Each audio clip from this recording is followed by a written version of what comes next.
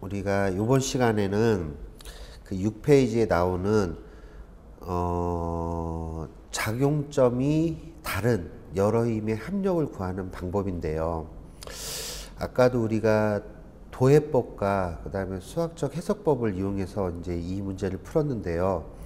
이 문제도 마찬가지입니다. 이제 마찬가지로 첫 번째 우리가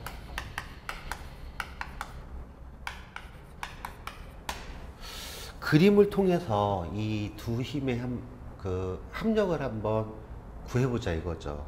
두 힘의 합력을 구해보는데, 예를 들어서 우리가 이런 P1이라는 힘, 요 힘의 작용점은 여기고 크기는 요 길이, 그 다음에 방향은 이렇게 되겠죠. 그리고 요 힘의 작용선은 이렇게 됩니다. 그쵸? 그리고 또 P2라는 힘이 있다. 요 작용점이 여기 있고 크기가 여기 있고 화살선이 이렇게 되어 있으면 작용선은 이렇게 되겠죠.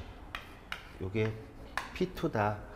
그러면 이 두 힘의 합력을 구하시오. 그러면 이제 우리가 지금 사용하고 있는 이제 이걸 우리가 아까 벡터라고 했는데, 여기에서 이 벡터의 종류에 대해서 한번 여러분들 간단하게 좀 얘기를 하고 갈까 합니다. 일단 지금 우리 벡터는 크게 보면 세 가지가 있는데요. 이 고정 벡터라는 게 있거든요. 이거는 어떤 입자가 딱 정해져 있으면 이 입자에 작용하는 힘이다. 이 입자가 움직일 수 없으면 이 벡터도 그대로 이렇게 움직이지 않고 있겠죠. 그쵸? 이런 걸 우리가 뭐라고 하냐면 이제 고정 벡터라고 하고요. 그 다음에 두 번째는 여러분들 뭐가 있냐면 이동 벡터라는 게 있습니다.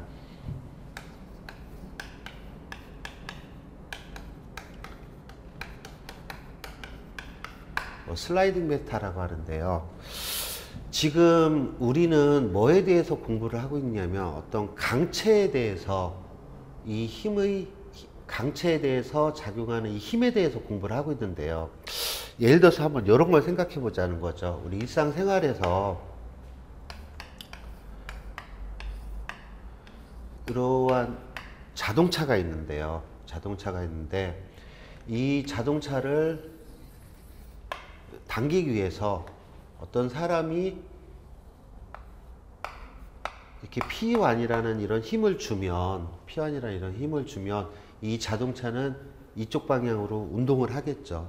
그쵸? 그래서 우리가 이거를 사람이 이렇게 당기는 거를 이렇게 이상화시켜서 모델로 이렇게 만들면 이러한 P1 이렇게 될 텐데요. 그렇다면 거꾸로 이 사람이 이 차의 뒤편에 가서 민다 생각하면, 똑같은 크기와 똑같은 방향으로 민다 그러면 이 P1이라는 힘이 어떻게 작용하는 겁니까? 이렇게 작용하는 거나 마찬가지겠죠. 그쵸? 그러면 이 강체에서 이 운동은 앞에서 잡아당기나 뒤에서 똑같은 크기의 힘으로 미나 이 운동 상태에 대해서는 변함이 없는 거죠. 그래서 우리가 이 이동 벡터라는 것은 뭐냐면 힘의 작용선상에서 작용점의 위치를 어떻게 할 수 있다는 거죠. 이렇게 이동시킬 수 있다. 이런 걸 우리가 뭐라고 합니까? 이제 이동 벡터라고 하는 겁니다. 이동 벡터라고 하고, 세 번째는 아예 이제 얘기한 김에 프리 벡터, 우리가 자유 벡터라는 게 있습니다.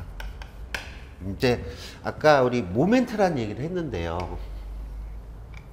모멘트란 얘기를 했는데, 우리가 이런 뭐 고정 벡터나 이동 벡터 얘기할 때는 어떤 하나의 입자에 대해서 이렇게 얘기를 했는데, 예를 들어서 이 입자가 모이면 어떤 큰 이런 강체를 만들 텐데요. 예를 들어서 이런 강체에 우리가 한 쌍의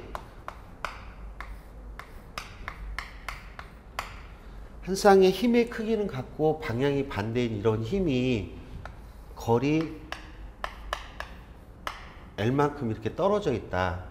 그렇다면 이 물체는 힘의 크기는 같고 방향이 반대다 보니까 이 물체는 위아래 또는 좌우로 움직이지는 않지만 이 물체는 어떤 운동을 하게 될까요? 이렇게 그 반시계 방향으로 여러분 뭐가 됩니까? 회전하게 됩니다. 그래서 이런 회전 운동을 하게 된다는 거죠. 근데 이 회전 운동이 이 점이라든지 또는 여기서 L만큼 떨어진 요 지점에서 이 회전량의 크기가 어떻게 되느냐 같다는 겁니다. 예를 들어 실제로 요 점에서의 모멘트를 구해보면 우리가 어떻게 됩니까? 얘는 그 구하고자 하는 점이 작용선이 통과하니까 모멘트가 없고 얘는 어떻게 되죠? P 곱하기 여기서 여기까지 거리 L이고 우리가 구하고자 하는 점이 요 점이라고 요걸 A점이라고 한다면 A점에서의 모멘트는 반시계 방향이니까 우리가 그냥 굳이 부호를 정해준다면 마이너스라고 이렇게 쓸 수 있겠죠.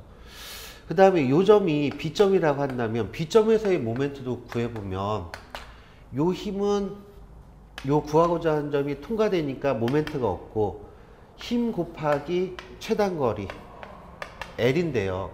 요 B점을 중심으로 이 힘은 어떻게 됩니까? 반대 방향이니까 얘도 뭐가 될까요? 마이너스가 되겠죠. 그 다음에 여기가 C점이라고 한다면 우리가 C점에서의 모멘트를 구해보면 일단 요 힘 곱하기 여기서 여기까지 최단거리는 얼마죠? 2L이죠? 곱하기 2L이고 요 점을 중심으로 얘는 무슨 방향이죠? 반시계 방향이니까 마이너스가 되겠죠. 그 다음에 요 P는 우리가 힘이 P고 거리는 L이니까 P 곱하기 L이고 C점을 중심으로 이 힘은 시계 방향이죠. 그러니까 뭐가 됩니까? 플러스가 되겠네요. 그래서 이 마이너스 2PL 플러스 PL이니까 얘도 뭐가 될까요? 마이너스 PL 이렇게 되겠죠. 그래서 A점이나 B점이나 C점이나 다 회전하는 모멘트인데 그 크기는 어떻다는 거죠? 같다는 얘기입니다. 그래서 이 자유벡터라는 것은 어느 점에서든지 자유롭게 그러니까 어느 점으로든지 자유롭게 이렇게 이동할 수 있는 이런 거를 우리가 뭐라고 한다? 자유벡터라고 한다. 그러니까 이 두 힘은 이 점에서도 이렇게 지금 마이너스니까 반시계 방향 PL, 이 점에서도 마이너스 PL, 이 점에서도 마이너스 PL이라는 이런 모멘트로 표현이 된다는 거죠. 이 모멘트도 벡터니까 이런 걸 우리가 뭐라고 한다? 자유벡터라고 한다. 그래서 우리가 강체를 얘기할 때는 이 힘은 다 여러분들 무슨 벡터죠? 이동 벡터라는 것을 여러분들 염두에 둘 필요가 있습니다. 그렇다면 우리가 이제 요 힘을 요 P1이라는 힘과 P2라는 힘을 이렇게 요 만나는 요 점으로 우리가 어떻게 해요? 이렇게 이동을 시키면 작용선상을 따라서 이동을 시키면 요게 P2, 요게 P1 이렇게 되겠죠. 그쵸? 그러면 이 두 힘, 한 점에 작용하는 두 힘의 합력은 우리가 뭐 평행사변형법이나 삼각형법으로 이렇게 해서 여기가 뭐가 된다는 겁니까? 합력의 크기고 그 다음에 요 화살선 방향이 뭐가 되는 거죠? 합력의 방향이 된다 이 얘기입니다. 그러면 만약에 이렇게 구하지 않으면 이제 무슨 일이 생기냐면요. 아까 한 점에 작용할 때에는